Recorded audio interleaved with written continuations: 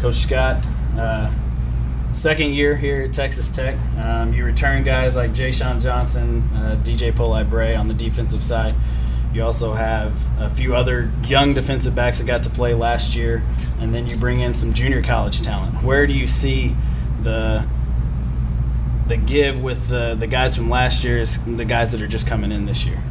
I think it's a great problem to have where, I was talking earlier where I was making the rep list for practice coming up Monday, right. And it's kind of one of those things where it's not enough reps with so many guys, and that's a good thing, right. Because obviously those reps that you're giving, you better value them, because if you don't, somebody else will. So I think the play will speak for itself. We kind of had some good competition leaving camp, spring practice. So coming into fall camp, we're going to pick up where we left off.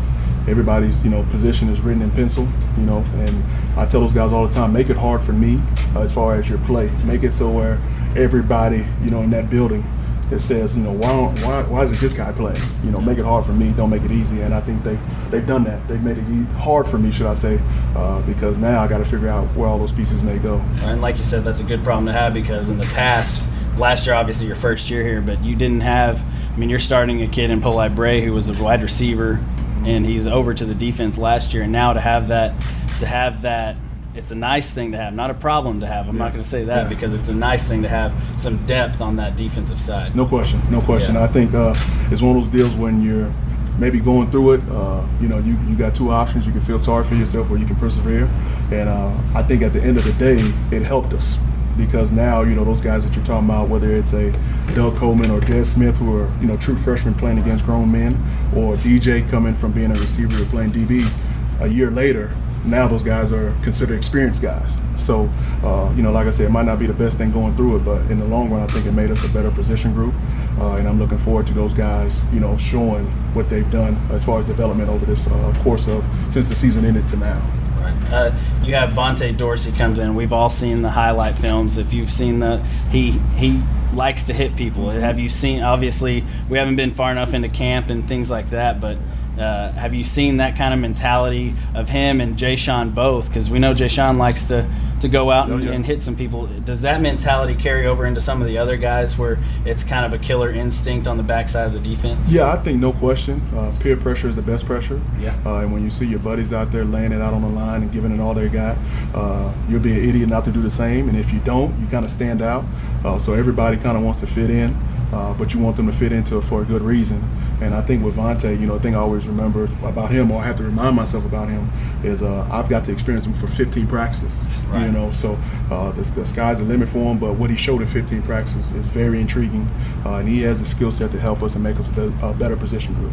What have been the scheme changes, schematical changes, things like that to solidify the back end of the defense as compared to the last few years where things haven't gone the way that you would probably like them to last season in your first year? What have been the major things that you guys have done on the backside of the defense to shore some things up going into the season? Yeah, I think more so than anything, not so much scheme, but us individually taking ownership.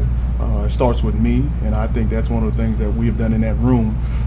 Just taking ownership of what we did right, but most importantly, what do we need to fix to get better, and everybody taking pride in their performance.